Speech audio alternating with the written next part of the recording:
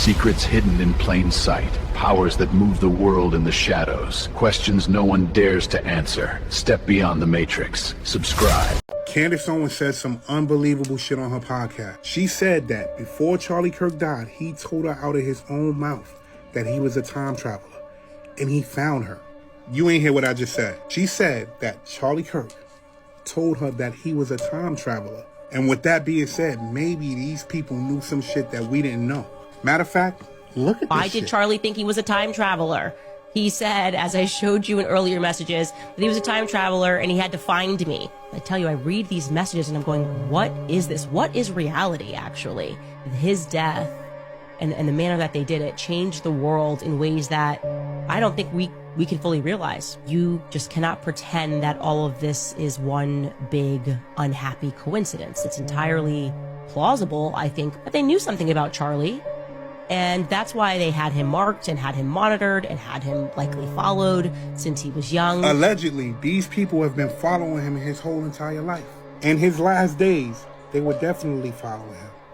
They had records of them following him. Candace had proof of them following him. And then out of nowhere, his life is mysteriously taken. Now, look at how many people say that they're time travelers. Look at the information they give, and then look how they end up missing. The only difference is he had a way bigger platform. He had a way bigger effect on certain communities. And for whatever reason, they probably wanted him gone. Allegedly. The thing about Candace is she has a problem with telling the truth, not lying. She can't help but tell her truth. And since this man passed away, she has been the only person looking for the truth. And it seems to me that she's been the only person that's been telling the truth. I'm not saying that I believe that he was a time traveler. I'm saying that if you go down any rabbit hole of time travelers, once people notice, they try to keep them quiet. Pay attention. Why don't you tell everybody what happened? Just doing my job at Nellis. We had two things we did. We did the telephone monitoring. Like Where's Nellis? It's in Nevada.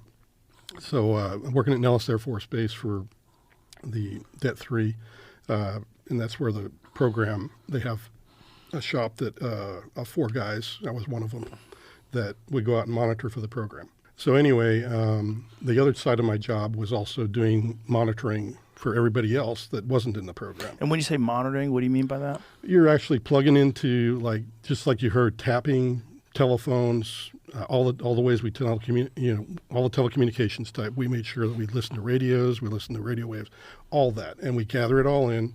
And what we're tasked to do is, say a commander at Wright-Patterson, we went to do, it's always a 2-week mission mostly, unless it's part of an operation like Desert Storm, and you stay for a month or 2, and then you change out teams. But 2 weeks is the standard. So we go 2 weeks to Wright-Patterson. We gather all the information we can on all the telecommunications means, and we also have an OSI team that's trying to sneak in the doors and get into the facilities they shouldn't be at, just to test the security. And that's all we're there for. And at the end of the day, on the last Friday, we go in and we talk to the staff. And then about 90 days later, we put in a final report and give that, again, back to the staff. And that's kind of how we rolled. So we're going up range. For those kind of things, we don't do the telephone monitoring. When we go up range to the test range at Nellis, that was what we called red forcing. And what our job was there is we were also trained to do combat ops against our own pilots so that we could help them survive in a wartime environment. And that was done at the top of Black Mountain. And that we call that there was a little schoolhouse there. And then if you walk up another few yards, there's really those big golf ball looking radars or satellite dishes. We're up at the very top. But anyway, that's where we were heading this one day. So we all packed up. We're in Beatty, Nevada, which is the Burro Inn. I can tell you that's where we always hold up at. And we take off from there every morning to go do the AM and the PM push. That's what you call it when the war is on. You call it the push. So we had one in the morning called AM push, one in the afternoon PM push. So we were all heading up for the AM push in a convoy. There's 3 vehicles, probably about 3 to 4 people per vehicle. I'm in the lead vehicle with the ranking guy. He's driving, and I'm right behind him. And then there's another gentleman in the passenger seat across from the driver, and then there's a young lady next to me. And we're all going up. And The ranking guy had been there the week before, and he had seen the craft fly by, because that one's out there on the internet. You can pull down the video. There's a report that goes along with it. That There's shows, a video that we can watch right now? Right now, yeah. What would he search? Search for, let me think, Nellis Test Range UFO 1994. Dun, dun, dun. Who So- filmed this? This was filmed by the operators on the range, because we're putting these pilots in a risky situation by playing war with them, but we're training them. So if there is any kind of a mishap, or a pilot or plane goes down, everything needs to be recorded. So they This have is it right here? Yes. So this video is being taken by one of these cameras that's up on the range. And along the bottom, you see that this is also trying to lock on to the craft so it can, follow it as it goes in and out, because this is the kind of way that you want to track if there's a craft that is having problems. And, This is moving very erratically. Right. So this is what the ranking guy saw. Can I pause you for a second? This tracking, is this manual, or is this like some It's sort of an automated system? It's an automated system. So the automated system is having a hard time Locking on to it. Yeah, if it locks on, you'll see a big spike, and that means that it finally locks on. Right now it's trying to, but something is stopping it from locking on. And they think it was the craft. It's moving like crazy, side to side, all over. There's actually a recording that goes with it where you hear the guys going, "Hey, does anybody know what this is? What's going on here?" Can we hear that?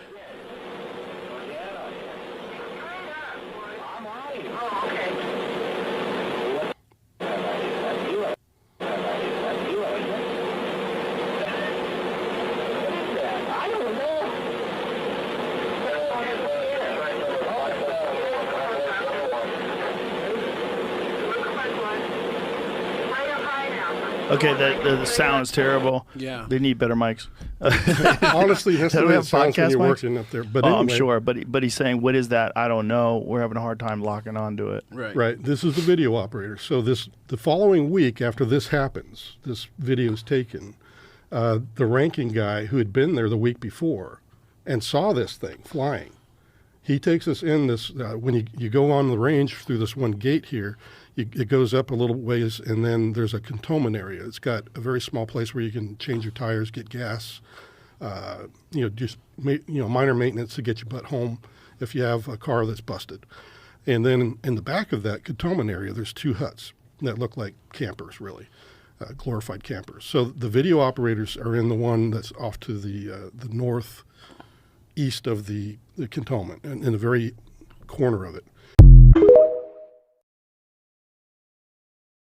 Everything feels faster because reality is narrowing. Let me tell you about one of the deepest internet theories that you probably feel but never really heard explained. It's called the convergence theory, and it says the world isn't falling apart, it's being condensed. So right now, we've been dealing with time feeling faster, trends dying instantly, people changing personalities in months, major events feel like cutscenes, and there's really no in-between time anymore. And that's because reality is collapsing into fewer timelines. There's fewer versions and fewer outcomes. Now here's where it gets deeper. There's something called a time loop theory that says history isn't moving forward, it's spiraling inward. The same patterns, same culture wars, same collapses, the same tech boom, and they're all just happening faster and faster, kind of like a record skipping just closer to the center each time. Then there's the consciousness server theory, and stay with me, y'all. It says your brain isn't the source, it's the receiver. So your awareness is strengthened to your body like you're logging into a server. So when you pass away, you don't disappear, you just log out, and later you log back in. Which is why deja vu feels like a file loading, and why some people feel older than their body, and why some kids talk about their past lives. Now add in the hidden level theory. I know it's getting a little bit complicated, but just see it through. It says that this isn't the base game, it's the starter level. And higher levels of reality are only accessed through dreams, deep meditations, NDEs, basically states where the world feels thinner. And the wildest part says that dreams aren't imagination, they're actually loading screens. And that's basically your consciousness sinking into another version of you in a different timeline. And when you put all of this together, it basically suggests that when When the timeline collapses into fewer paths, awareness starts leaking. Time feels fake, reality feels scripted, people feel different. Basically, the world feels thinner, but not because we losing reality, but because we're getting closer to its core layer. So do you think we're reaching the end of a timeline or beginning on the next level? I think TikTok is actually playing a larger role in the world than we're even aware of. There's no way that Netanyahu was saying that the most important thing in the world right now was basically TikTok.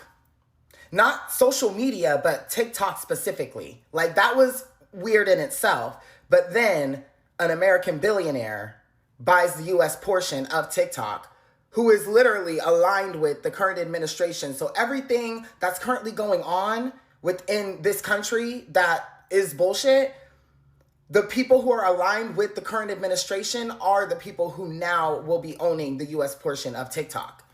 And I'm just like, that's so odd to me. It really makes me feel like they know something about TikTok and about the future in general that is tied into TikTok, but we don't know what it is. And it reminds me of Project Looking Glass. And I kind of already talked about this before, but it genuinely makes me feel like they know something about the future and they know that TikTok is very important to whatever is going to happen. And so they're trying to have control of it now before anything happens. But it's almost like it doesn't even matter, because at the end of the day, whatever was seen, you know, for whatever future event will be a fixed outcome. So that is just going to be what it is. But I feel like the reason why they want to own TikTok is obviously because of censorship and to have control over the type of information that's being spread on the internet.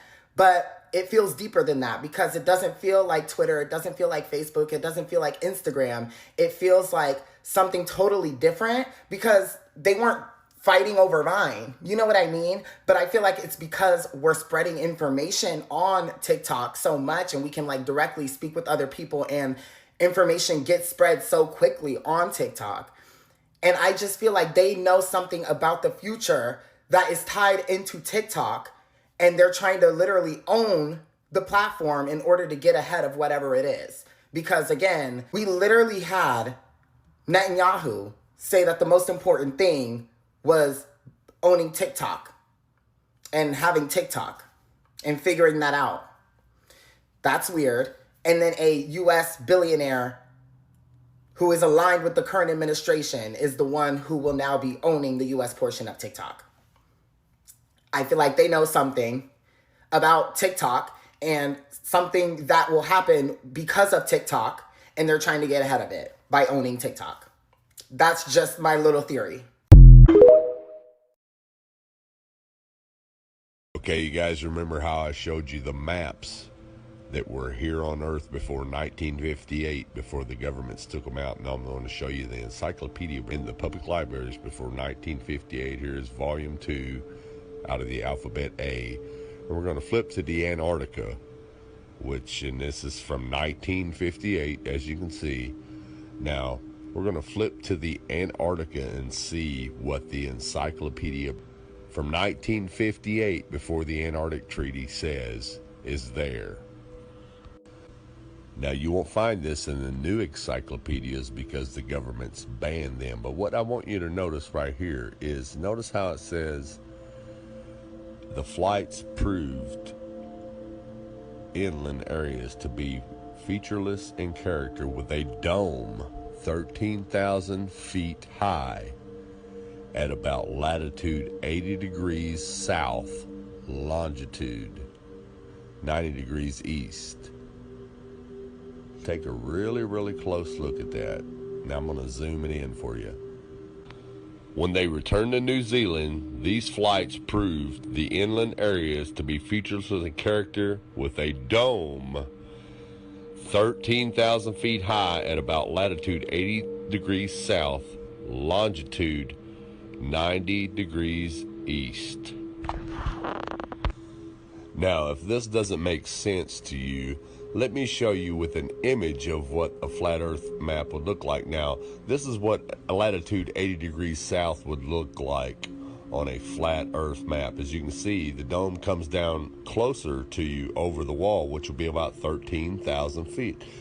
Now, if you're not familiar with any of this at all, and you're just now new to all this, you could say, well, this guy is crazy. He doesn't know what he's talking about. But what you got to ask yourself is, why do all the maps before 1958 show a flat Earth with the ice wall around it and a firmament, a dome? And why does the encyclopedia tell you that there's a dome there, and it gives you the exact height at a certain latitude and longitude?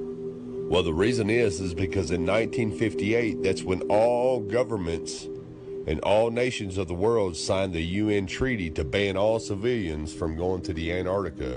And NASA came in and erased everything, just like they're erasing everything today.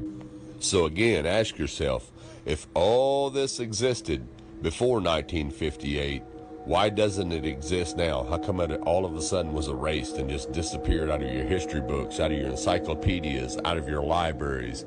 Wake up, people. Wake up. Thanks for watching.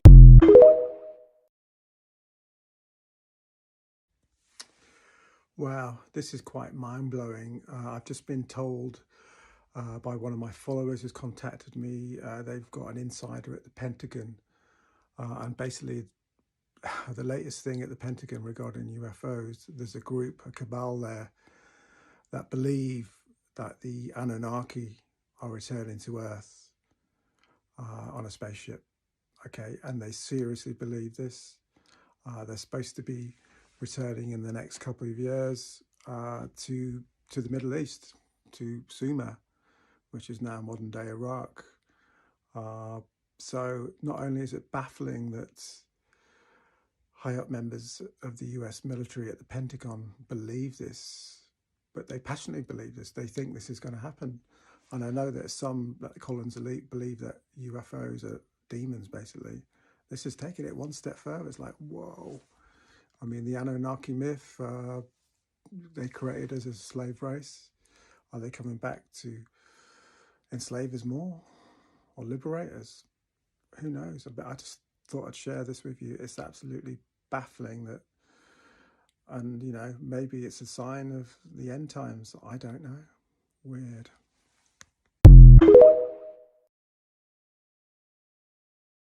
I don't know what to do, and I'm kind of honestly freaked out about it. Let me paint the picture. I came home, and I haven't been able to sleep about this. I'm posting this at like 3:45 because me and my neighbor, I found two of them. One of them we tore apart and checked, but I went to replace a light bulb as soon as I came home. And these are smart bulbs. And I just replaced, and all of mine are they're the same brand. Same exact kind, same brand, you know. But I just replaced one like not even 3 weeks ago. And I came home and it was flickering, and I was like, why is it flickering? Whatever. Must either be the electric in the trailer or it's got to be the light. So I took the light bulb out to change it.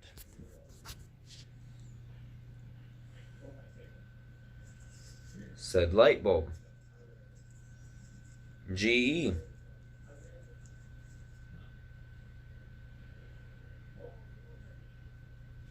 Why is there a camera in there? Why is there a fucking camera in there?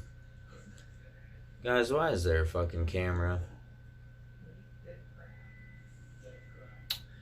And I looked it up and I was like, oh, well, because this is without the caps on it. I popped the caps off with my fucking teeth just to be sure. There's ones that have like lights that'll shine like purple, blue, yellow, blah, blah, blah. Cool. And it's out of the same ports. And there's ones that have sensors in them out of the same ports. Well, I said, that's a camera lens. That is a fucking camera lens. You cannot tell me that's not a camera lens. And so I took one of the bulbs to my neighbor. He said, let me have one of my guys look at it, because he's an old military dude.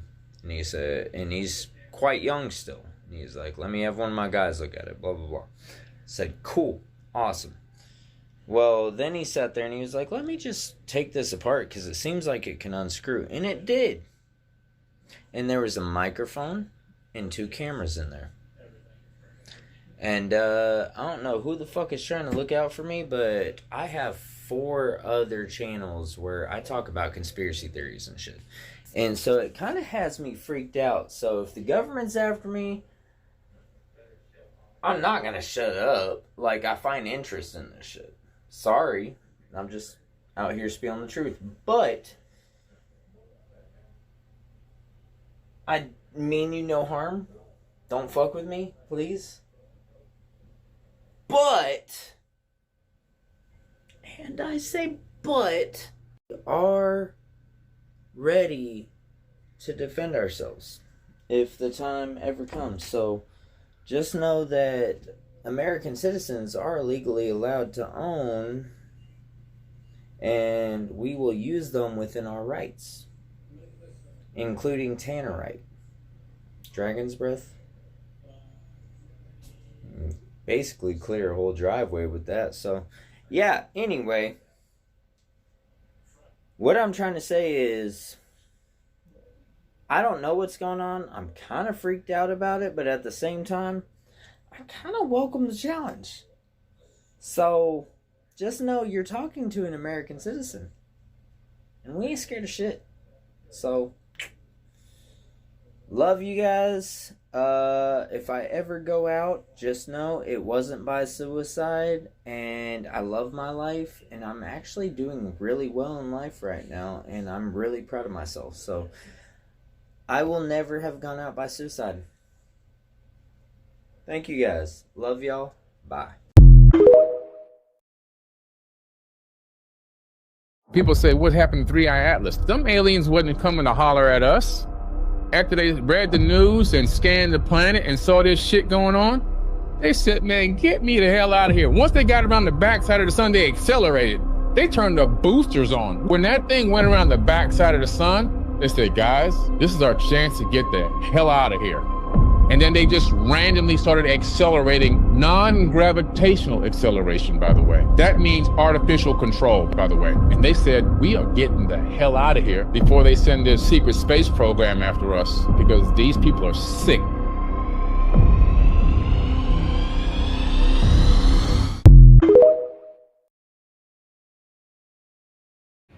All right, here's my conspiracy theory that I just came up with while I was playing Cyberpunk.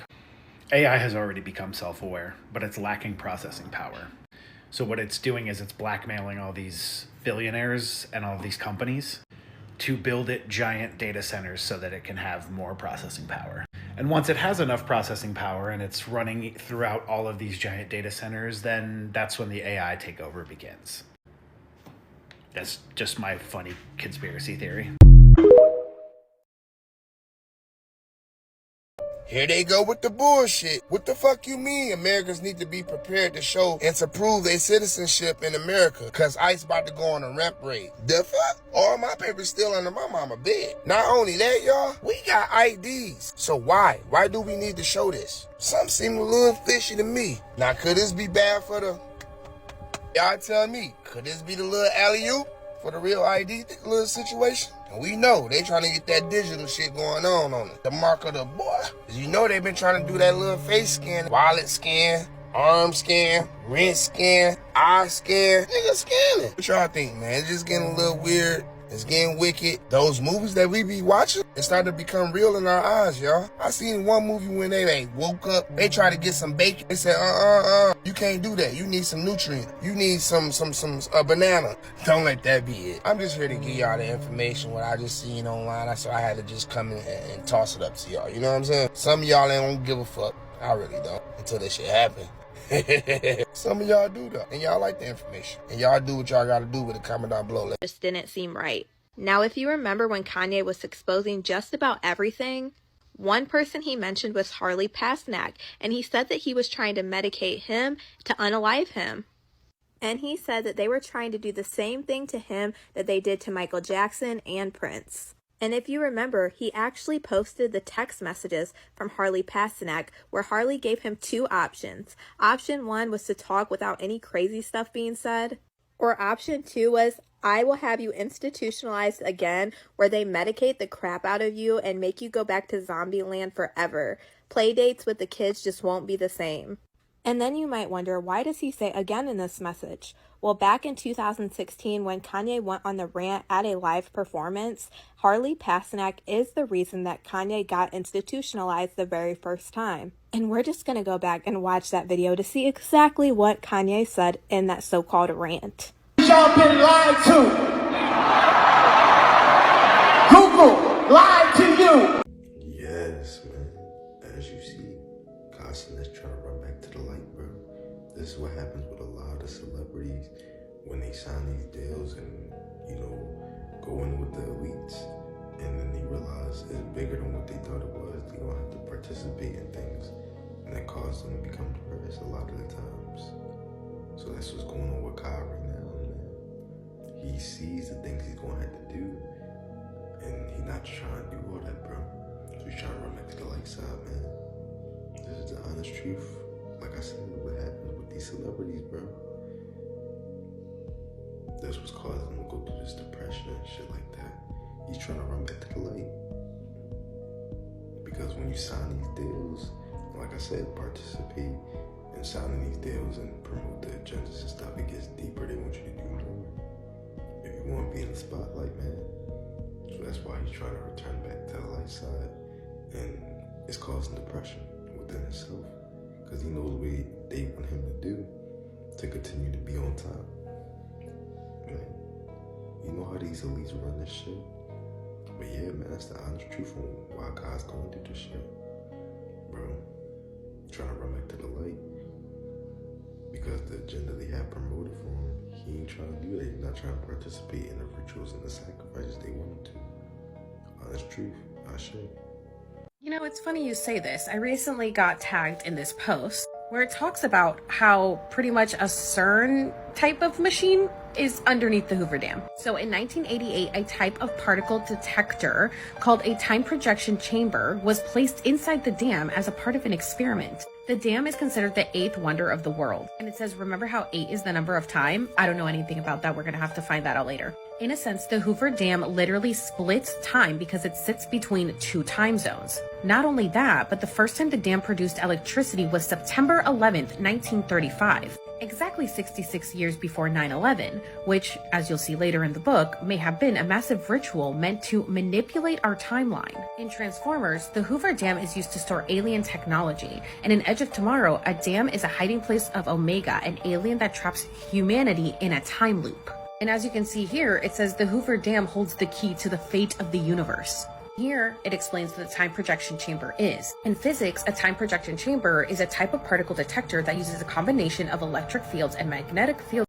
Hey Jack, you better hang on to that beanstalk, because I'm about to chop it all the way down. And by chopping, I mean exposing. Exposing what this fable is really about. You see, this story isn't about some magical beans or a beanstalk, or even a boy named Jack. It's about giants. But not this kind of giant.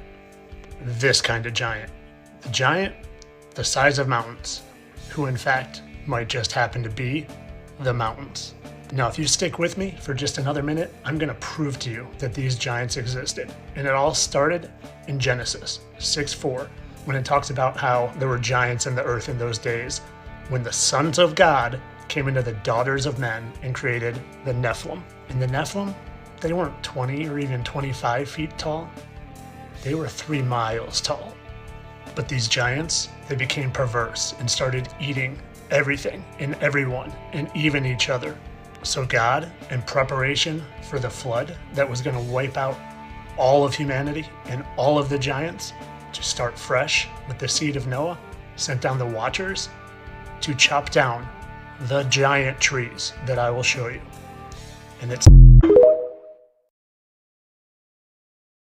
Have you guys heard of the Reddit lamp story? This kid in college was walking and he was just like a normal kid, and this like jock guy pushed him like super hard and he like hit his head. And then he like woke up, he's like, oh my gosh, that hurt so bad. Goes into class and he sees this really beautiful lady. It's kind of like the incident, like, I love her. A couple months later, they end up dating. Long story short, they got married super in love. They had kids. He said that like every night he would go into his kid's room, read him a story, all this stuff. And then one night after leaving the kid's room, he was looking at this lamp in his living room. And he's like, there's something wrong with that lamp. Every day he would come and stare at it. It got so consuming to him that he like was missing work. He would just sit in the living room and just stare at this lamp. His whole marriage fell apart. His wife left him with the kids. Then he finally one day went over to this lamp and he's like, this lamp's not real. All of a sudden the lamp started to glow and it like turned into like a portal, sucked him through, and he woke up on the concrete in front of the college. No. He lived 10 years in this reality. Did we just find giants? Look at the drawings on this 1676 map.